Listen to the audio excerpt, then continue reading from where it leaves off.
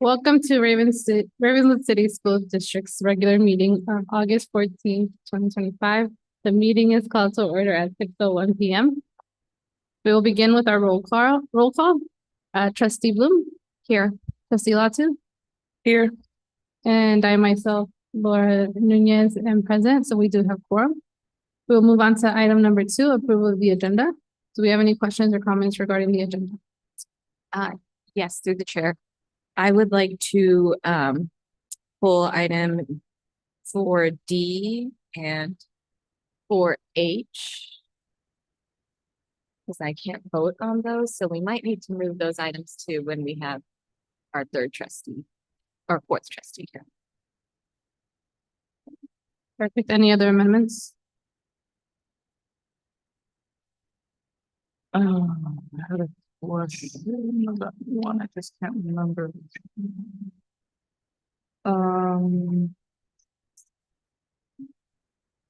Never mind.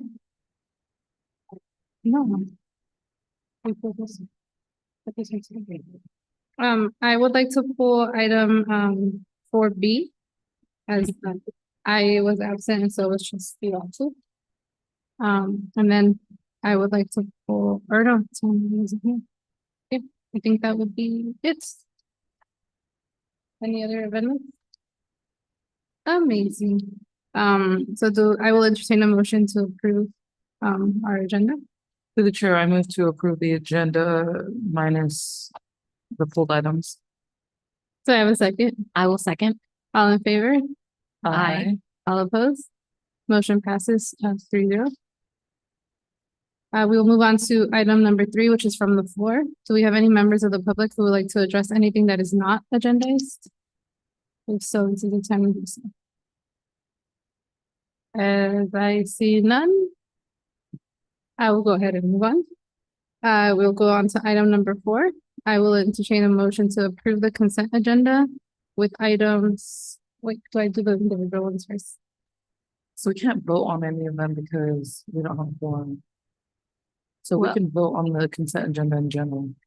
Minus those pulled items, we'll just have to re-agendize them.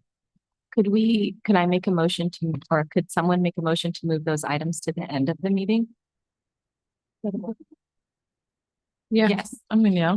Yeah, Okay. I'll entertain a motion for that. Well, I will make a motion to move 4B, 4D, and 4H to the end of the meeting. Okay. I will put them in between items 11 and 12. Oh, sorry. Anyone second? All in favor? Aye. Aye. All opposed? Motion passes to move those items. Should we move them to after closed session? Yeah, like item So 12. 11.5.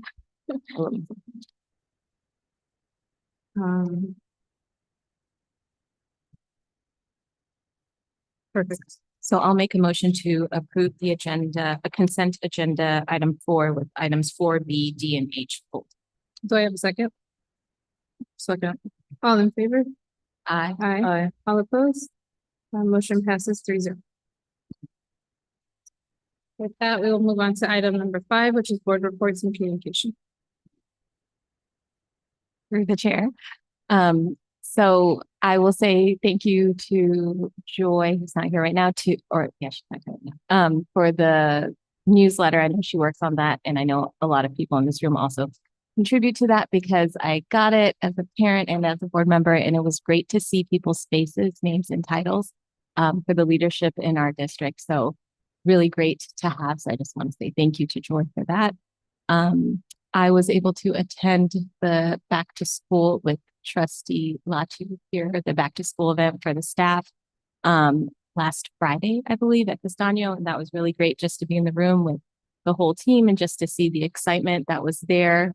And just also to align vision and mission and just to move forward in that. It was great to see how the work we do here as team members and the work that parents do as well being highlighted, and just hearing from parents who are saying the work that our teachers are doing in the classroom and the communication they are having with the parents is so important to those parents' children's growth and their family growth. And it was just great to hear from parents directly And yeah, and it was great to be there and just be in the room. And Gina did a great job being our leader and our biggest cheerleader, and also just being open and willing for feedback and also communication and being part of the team. So thank you. Madam Chair, I just want to echo some of the same sentiments. It was a great beginning of a new school year. Happy first week of school, everybody. Everybody seems really excited to be back in the classrooms on campus, which is always great. It was good to catch up with old staff members, get to meet new staff members, as well as just walk one of our campuses. I look forward to dropping by across all of our sites just to check in and see how everything is going. I'll note that we do have our 2x2 meeting tomorrow, which Trustee Vice President Bavera and myself will be attending with the City of Menlo Park, just to give some updates regarding some of the things regarding the school district, as well as our partnership with the city, just to make sure that it continues smoothly. Aside from that, I've been hearing a lot of great things from my first day of school, which is really exciting. So I applaud our staff here today. Thanks for all you do. And shout out to Solomon's team for our new setup here, and also our setup in the other room. I like it. Now we can see in all directions. So good job, everybody. I'll finish this out with ditto to everything they said. And just a thank you to all the teachers and administrators and all the team that goes behind everything. At this point last year, I was probably at a board meeting, still holding back tears that my kid had started TK. And this year, she kind of just shooed me away. She's like, "All right, mom, I got this." And so it was really amazing to know that the school is super welcoming, and she was so happy to be back. That I'm the one that was choking back tears, trying not to show her, but actually I was choking back tears because she had rejected me and said, like, "Go home, like I'm good." And that's a statement to like what happens at the school. It's like they're so welcoming, and she's so happy to be there. And so I'm really glad that she's part of this community. And I can't wait for the rest of them to start too. But happy first day, first week. We only got 178 days to go. Nobody's counting. And then also just a shout out to CCRMS. Whoever became a bulldog is in good hands, and it's really great to see them in the classroom. And so hopefully the transition at MA or any other school that they went to is going as well. Thank you. All right, with that, we will move on to item number 6, which is the revisions to the board policy around the mobile communication devices, which are cell phones. Yes, we'll have our Executive Director Solomon Hill and Dr. Miley, a principal from CCRMS, and we also have in attendance Patrick Anseth, who is also our 8th grade vice principal. Good evening, Solomon Hill, Executive Director of Technology. Before you is our proposed cell phone policy, district-wide policy.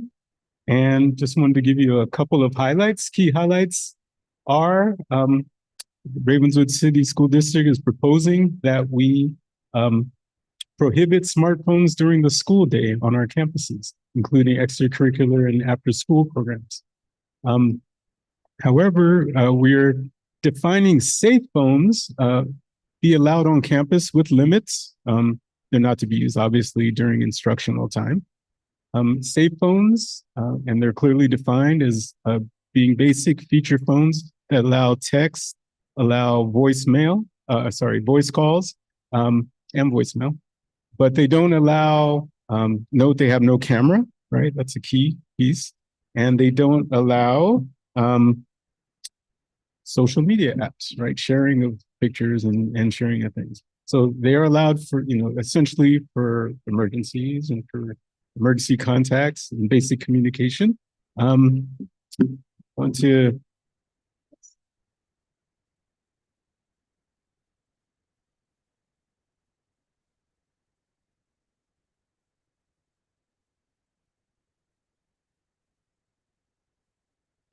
other key piece of the policy is it's not just smartphones, but smartwatches, AI glasses, and other mobile recording social devices are mentioned in the policy because we know new technologies are coming out in Silicon Valley all the time, and we want to be prepared to handle all of the above.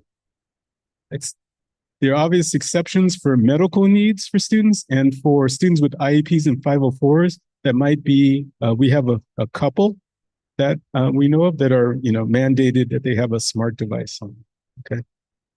And so the policy allows those exceptions, and the policy also allows for the district to provide the safe phones that we have here. Major differences between the old and new policies are the old policy allowed smartphones during non-instructional time, but the new policy, they're banned entirely during the school day and after school programs. The old policy didn't have very clear device definitions. The new policy clearly defines what a smartphone is, what a safe phone is, and expands the policy to include other mobile tech. The old policy allowed smartphone use with staff permission, but the new policy only really gives exceptions to medical necessity and IEP 504 needs. Confiscated phones in the old policy were returned to the student directly or to whomever with the principal's discretion. The new policy is that confiscated smartphones are returned only to parents or guardians. The old policy, the school district didn't provide anything. But with the new policy, we may issue safe phones like the ones you're seeing that we're providing this year. Safe phones and families, however, pay the activation plan. And finally, the old policy didn't mention replacement, wasn't totally relevant, I guess. But the new policy is that lost district devices are replaced after 20 hours of community service. So we provide one, for free, and then you lose that. Some service you're gonna have to do to get another. And finally, whoops, yes, oh, sorry, I'm missing something. There you are. So the recommended action is that the governing board should adopt a new mobile communication device policy as proposed. And the rationales are the same as we discussed in May. Student well-being, reducing cyberbullying, providing equitable access to communication tools. We provide laptops and Chromebooks in class and at home. And that this aligns with the research on digital wellness and school safety. And I wanted to suggest that Dr. Miley step up and just kind of tell you how our rollout went with the devices on his campus. Dr. Miley, would you mind? I'll pause you real quick. Just for the record, Trustee Tavera arrived at 6:14 p.m. Go ahead. Thank you. No problem. Good evening. Nice to see everyone. So for the last few weeks, since we came back, since administrators came back July 23rd, I'd already been putting out parent squares over the last few weeks, highlighting the shift in policy, what it was going to look like, what the expectations were. And because at our Lion liftoff last week for 6th, 7th, and 8th grade, 2 separate days, we had a wonderful IT tech team present. And at the Lion liftoff, we were able to issue the safe phones. And at this point in time, we've issued now over 200 safe phones to our families. And we're very excited about that because you can take the old SIM card out, put the SIM card in the new phone, and you don't even have to worry about an additional line. It's very nice. And one of the things that I'd love to highlight for you is that I've gotten many parent square responses where parents have said to me, this is the greatest rule I've ever seen a school put into effect ever. And I've had some parents ask questions about details of it. Can I still track my child? Yes, there is GPS on this phone. You can actually see them. You know where they are. And they can text you old school, and they can still communicate with you. And when those questions are answered, oftentimes the response I get, okay, I definitely want to get one. How do I do that? Right. And so we just kind of walk through the process of coming in and filling out the form and doing that. And as parents have been coming in this week, doing like registration in person or just coming in to our school, and we're rolling that out for them. My IT tech, Mr. Salgado, has phones there in the office with him. And a lot of people are taking advantage of that moment and saying, oh, absolutely. I've never heard of a school that does this before.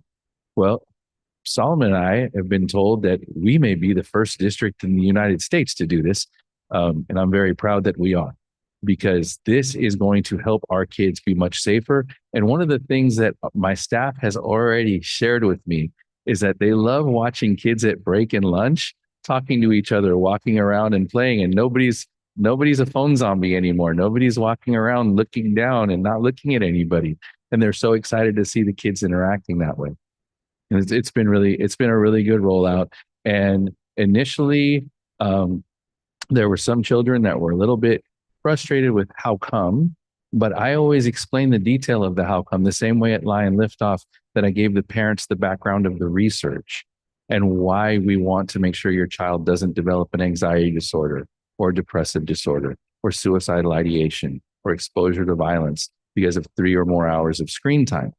And I highlight the Wait Until 8 research project as well, and the fact that these Silicon Valley executives don't give their kids devices until they're 15, 16 years old because they're not safe. So why would we be giving them to 8-year-olds? Right? And folks really appreciate the information and the knowledge because they go back and share that with their kids. And some parents tell me, you know what? I'm going to make this the only phone they use. This is going to be this one. I'm not giving them back the other one. And that's going to be healthy for their child. And then they can make that determination when it's, the right time.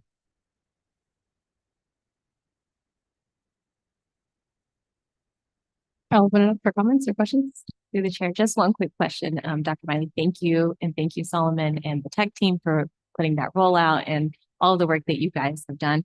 I'm just wondering out of curiosity, how many smartphones have been how many have been caught with a smartphone, and what has the interaction been when parents pick up that, if it has happened? That's a great question. So over the last couple of days, we have confiscated somewhere between 20 and 30 over 2 days. And there's been no battle from children about it. Oftentimes I still had one AirPod in my ear. And so when the principal walked by and said, "Hey, can I have your phone?" How do you know I have my phone? Is the new ones don't stream audio. Oh, here you go. And then some kids had told me that I didn't know this was a thing. My parents didn't know this was a thing. And so when I've taken the phones up to the office and when we call home, oftentimes we've discovered that parents hadn't actually completed the registration process with the students yet. And so my incredible office folks, Miss Lily and Miss Atsimba, are like, well, come in today and complete this with us. And then Mr. Salgado will be here and we'll do the contract for the safe phone. We're just getting, that's how we've even gotten more phones out there, more safe phones out there. But parents have been really kind about, thank you. I'll make sure they don't bring it again tomorrow. If they do, I'll tell them that they're never going to see it again because you're just going to keep it. And I've had one parent that was frustrated and said, you know what, just keep it for the weekend. Go ahead. It's already going to be Friday. Keep it for the weekend. I told him not to bring it. And the kids, the thing that was kind of really cool was on Wednesday, I decided that we were going to be very graceful on Wednesday because it was the first day back. And so at the end of that day, the kids that we confiscated the 12 phones from, they did get to pick them up. But today I had to be a parent. But on Wednesday, when I was outside in the morning and the kids were lining up, and the first kid that I just saw it in his pocket. And I said, "Oh, I'll take that from you, sir." And he was like, "Oh," and the kid that was with him was like, "Why did you bring that? They already told us we couldn't bring that. You're not supposed to bring that."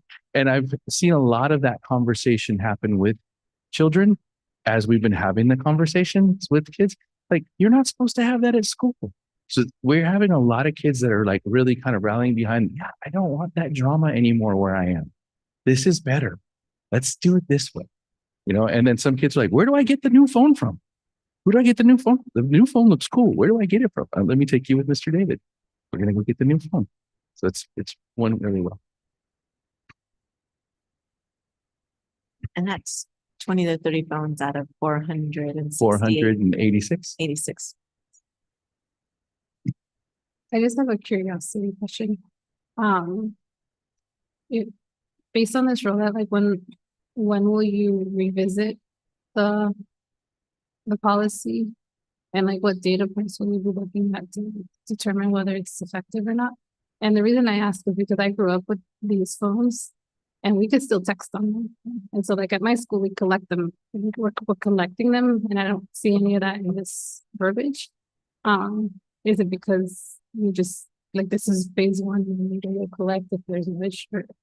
I guess I just want to know, like, where does it go from here and like how often do we revisit to see if we need to run?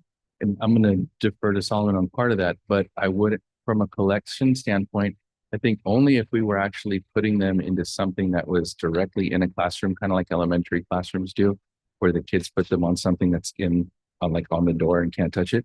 Because we know that yonder pouchers are truly a joke, right? Those things are just optics, because all you have to do is hit that thing against the floor, hit it against the wall, hit it against anything, and that lock's going to open. But also all I have to do is bring a fake broken phone and slide it in that pouch and make you think I put the phone in there.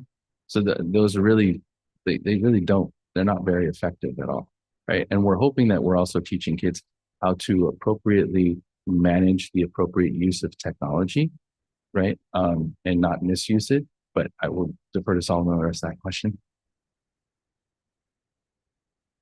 Yes, currently district-wide, smartphones are banned. These phones are not to be used during instructional time, and they can be confiscated if they are used during instructional time. And that's their current policy that we plan to move along with. Obviously, we're going to take into account parent feedback as things progress. It's new. One of the pretty interesting things we're doing, for example, is Street Code is helping with the project at the middle school to have some students create a documentary about this because it hasn't been done before anywhere. So they're going to have a group of students make a documentary that will be shown at the end of the school year with a lot of community feedback, parent feedback, and film and how things went. So we can kind of share the story. Hopefully, it'll be a successful story. But if it's not, there's learning there too, right? So our ears are open and our minds are open to parental feedback. We're going to do formal surveys as part of that project as well, of families and of students. And if we need to adjust, we will, right? And we'll come back to you for any other adjustments. This is obviously fluid. The state has required us to do a cell phone policy, or every school district to do a cell phone policy by the end of this school year. So this is really our first try at something like this, and we can always adjust as we grow and learn, right? We explore and growth, right? Thank you so much. Are there any other questions or comments from the board? All right, so I will entertain a motion to approve the revisions to the board policy. I'll make a motion to approve the cell phone policy. Do I have a second? I second. All in favor? Aye. All opposed? Any abstention? Motion passes 3-0. Thank you. From there, we will move on to item number 7, which is a review of the election of 2022 and so forth.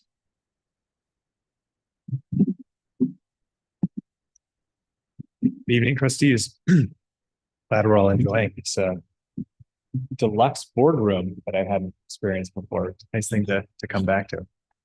I was not planning on presenting tonight. We have Shin Green, who's our financial advisor, who's hit a bit of traffic and is on his way. Maybe here in the next couple minutes, but I'll give sort of just a quick overview of kind of where we are. We are moving along very quickly with our overall construction projects. Bellhaven is hoping to wrap up sort of the major phase 1 this winter break. Los Robles is hoping to finish around Thanksgiving. The district office is hoping to break ground early next month. The middle school Magical Bridge area, a couple of things to finish, but pretty much done. So pretty fast and furious right now. And we just submitted on Tuesday phase 1 of the Castano designs too. So every school really has something going on right now. Because of that, and this is sort of good news in this case, we are moving incredibly quickly through the $110 million of voters approved in 2022. So moving very quickly through those funds, which means that with inflation of 4% a year, we're not losing $4 million a year of stuff we don't get to buy because it kind of gets eaten away in inflation. So the goal has been to move quickly. We're very proud of the progress we've been able to make, the pace at which we've been able to make that progress. We are now hoping to issue the remaining $60 million we have of the $110 million the voters approved. So I'm assuming most folks here don't follow the bond market as closely as Shin does, but it's been sort of a unusual 2 months. And it's an unusually large amount of money for us. So a couple of sort of different things are going to happen in this issuance. Overall, it's still going to follow the same issuance process that the board has gone through in the past. But we're going to do a couple of different things just for a couple of reasons. One, we're going to have the state board, which I know that the board's already approved, but the state board is going to approve a waiver allowing us to exceed a threshold. So we're only allowed traditionally to do $30 per $100,000 of assessed value. We're going to be exceeding that as part of this. And we're going to do some slightly different bonds called CABs, capital appreciation bonds, which allow for a little bit more flexibility for districts that are kind of bumping up on that speed limit that we've set. We're also hoping to issue in the next month. It has been sort of a wild, bumpy ride in just the public markets of late. So we're going to have to try and find the right time to do that. It's something that we're looking forward to doing as well. Shin has provided a whole bunch of documents on here. I'm happy to kind of go through them, hoping he may walk through the door, but any questions on that? Quick overview. And there's no action. I don't think I see any, so thank you, Dr. Eager, for the review. With that, we'll move on to item number 8, which is superintendent's report. Fabulous. As Trustee Bloom and Trustee Latu has mentioned, they participated in our welcome back, and our back to school has already started. As you mentioned, Trustee Nunez, 178 days to go with 2 down. And I wanted to emphasize that this year, our theme is leading with clarity in regards to being grounded with purpose and moving with precision. And so over the last 2 years, the board has participated along with our community and our school teams of developing our learner profile, which is our vision, what we want to be true for students. And then our community action plan, which is our guide to help us get there. And as I mentioned at the welcome back and also at our site leader retreat and in several spaces, we have our vision. It's now time to execute our plan. And within the community action plan, we have 3 main priorities that we're going to stay focused on. And those main priorities are going to help us make sure our Ravenswood promise comes to life. And along with collecting data, collaborating with our instructional leaders across our school sites, as well as reviewing our, going through classrooms and doing promise walks and seeing in real time classroom instruction and the engagement between students and staff. And then working alongside with our families and of course, getting that constructive feedback on a regular basis. We've been able to identify our 3 priorities and set specific goals to indicate whether or not we're making true progress, meaningful progress. And so specifically our goals is that we have some long-term goals, and our long-term goals are obviously when our 8th graders leave, they are ready for high school and beyond. And then we also obviously want them to have an overall positive experience every single day. And as much as it might be challenging for them, they have an adult that they can confide in. They have peers and a school community that they're proud to be a part of. And then, of course, we want to continue to build the talent with the adults who engage with our students and help them be successful. If you go back, Mike, one more time. So we have our 10-year goal, we have a 3-year goal, and we have an immediate goal this year, 25-26. We've stated before some of our benchmarks that we want to achieve at the end of last year to make sure we're on track to achieve our 25-26 goals. I actually have to throw it up here so I can't see it as clearly. But for language and literacy, our goal at the end of the year is for 65% of our TK2 students to be at or above proficiency benchmark as measured by DIBELS. And we want them to be at benchmark with their foundational literacy skills. And then we want to improve our distance from standard by 15 points for our 3rd through 8th grade students. And we want 50% of our multilingual learners to improve their English proficiency from one level to the next. Okay.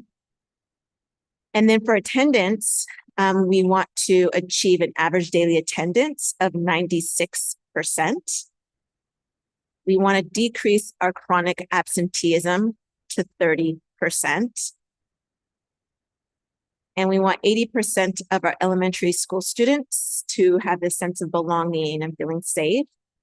And 65% of our middle school students as well, feeling safe and welcome on campus. And we believe with having that strong sense of belonging, that our attendance rates will go up.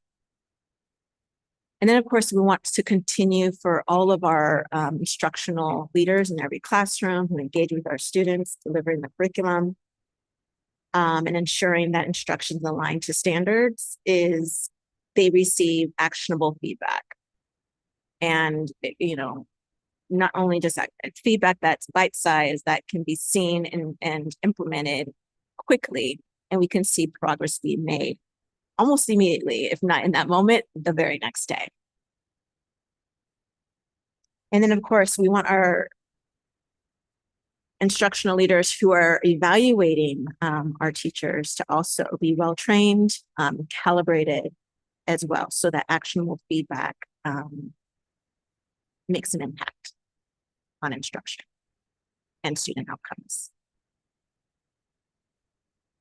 So over 24-25 school year, we implemented our community action plan. In a very short period of time, we began to see how our focused work has already provided us with visible gains.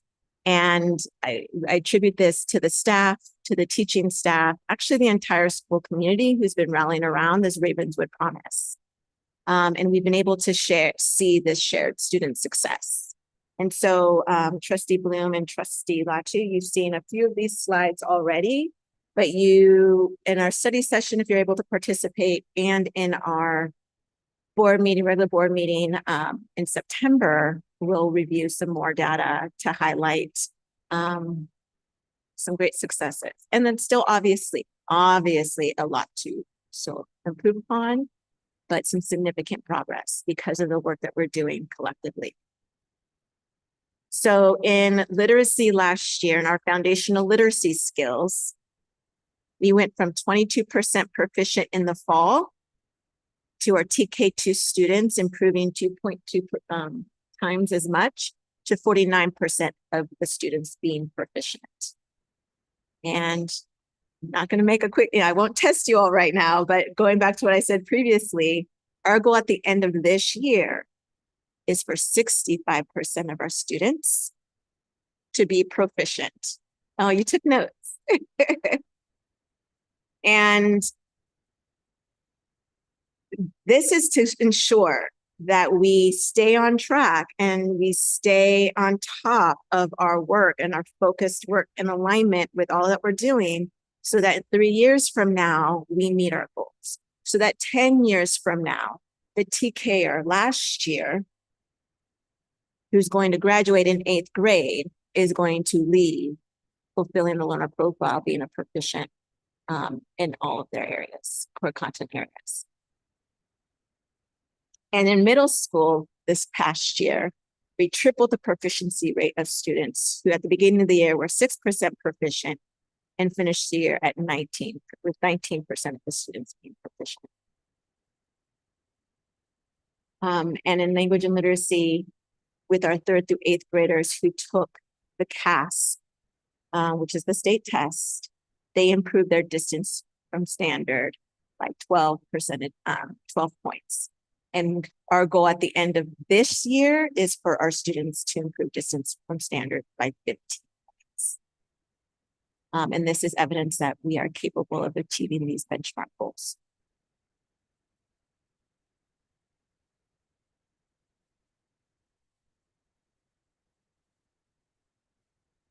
In terms of attendance, remember our goal for the end of this year is 96% ADA, average daily attendance. Last year, we finished the year improving from 89.5% to 90.7%. And our chronic absenteeism decreased from 40% to 34%. And our goal at the end of this academic year is to decrease the chronic absenteeism to 30%. And something else to highlight in regards to our talent is not only last year did we start with 100% of our classrooms filled with credentialed teachers. This year, 100% of our classrooms have credentialed classroom teachers. And I want to just tip my hat to all the team members who were part of the hiring process and our HR team, Joan O'Neill and Austin Batson, who support us in this work. Something else to highlight is around talent is that last year we had 2 teachers who were mentor teachers, Lucy Salido, as well as Justina Barrera. This year, we have 9 teachers who are going to be mentor teachers, which means they also have student teachers alongside them. So Lucy and Justina, Lucy's mentor teacher is now a teacher this year at Los Robles Ronda McNair. And Miss Justina's student teacher was actually our TK teacher at Bellhaven, who's been moving students along with proficiency. And so we're very excited about the impact that our mentor teachers have on future team members. And 9 mentor teachers we hope will join Ravenswood next year in some way, somehow. So again, we have our vision, which is our learner profile, and our goal is to provide an exceptional transformational educational program for each and every student. And folks are really putting in the work. And so our site leaders led by Dr. Omar Curry, our Chief Academic Officer, facilitated leadership retreats at the end of July. Our site leaders came a little bit earlier this year because we wanted more time for planning. So their summer had a little bit more of a squeeze this year. But they had 2 days to really sharpen their tools and get alignment and really hone in on our shared vision, what it means to be an instructional leader, and really establishing a strong start for their school year. And then our new teacher orientation that was also facilitated by Dr. Omar Curry and Joy Shin, as well as executive team members who supported in different areas of their sharing information to our new team members. And then our site leaders, our principals, Dr. Miley and the 3 vice principals, Patrick, Kyle, and Candace. And then you have Michelle Masuda, Stuart Shiriyashi, as well as Rhonda White, Elizabeth Carriage from Costaño, and then Alex and Maricela at Los Robles McNair, leading some strong professional development where they're really getting staff members across schools ready for our students. So everyone is working in sync. Everyone has a lane and they know where lanes cross, where they don't cross, why they cross. Our new teachers explore the Ravenswood Promise, really got a sense of the term now I'm using after our teaching and learning team introduced it to me, is being intellectually prepared, like truly being ready for our students who enter our classrooms every single day. And then all of our staff knowing the work that takes to support our teachers to be ready. And then all the safety nets that come along outside of the classroom that's needed. Everyone is in place. And if we don't have that plan in place, we're currently developing it and being very consciously, very aware of what needs to be established and created.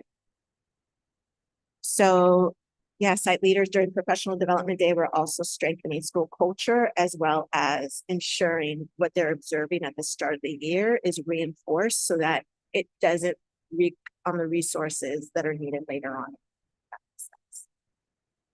And then lastly, the last couple of days have just been pretty amazing with staff coming together. Our welcome back. We had our 3 parents who participated in sharing their experiences with the Ravenswood Promise and just pretty much expressing gratitude and appreciation. And it's taken an effort for everyone to get involved, from our RTA president, CSA president, welcoming team members and their years of service, to our families speaking on behalf of how much they appreciate the investment and the time it takes to support their children. And so we realize that this is a shared responsibility. And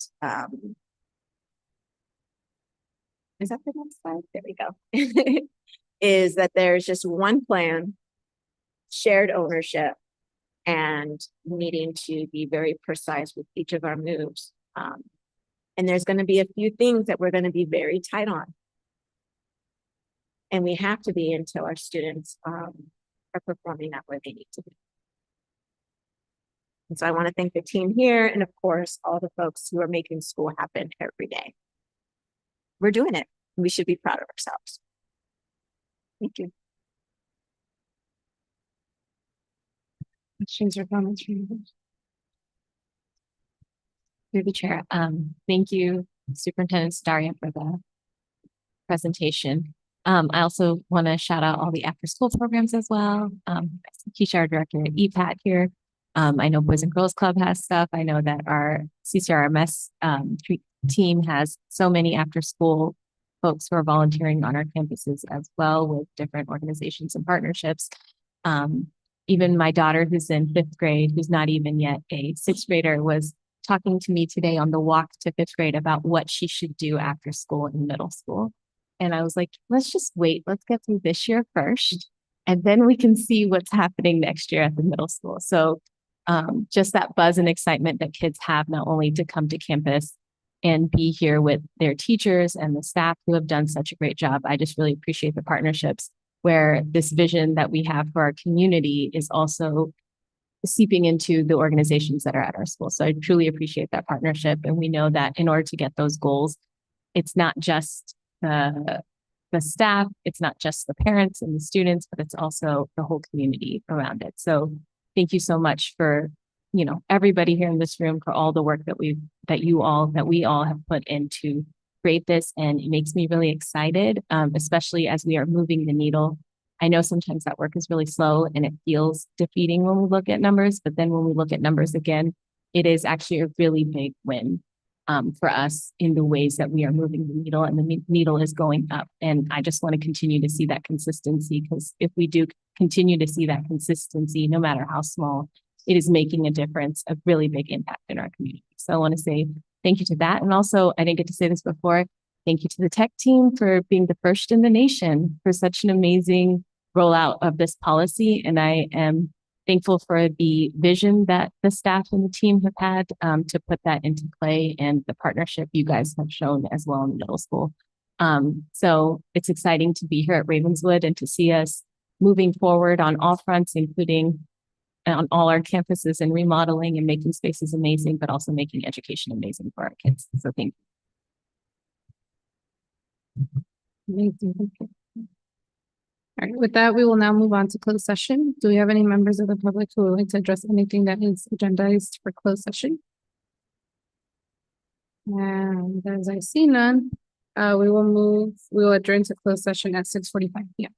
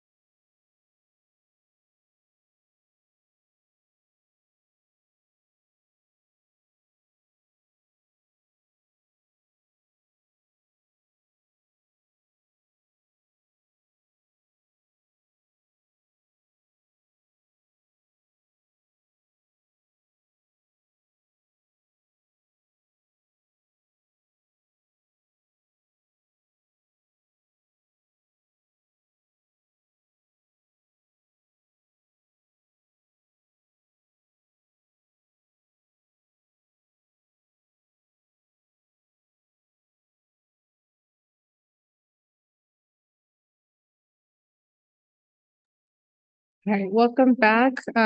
We are now back from closed session. We will reconvene open session at 7:12 PM.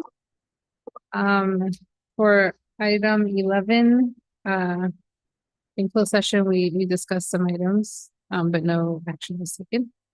I will now move on to item number 11.5 is what I called it, which is, going back to our consent items from earlier.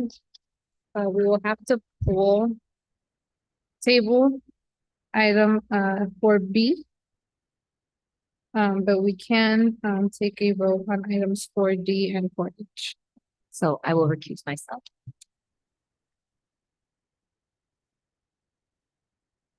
Do I have to entertain a motion to table the item or you can just?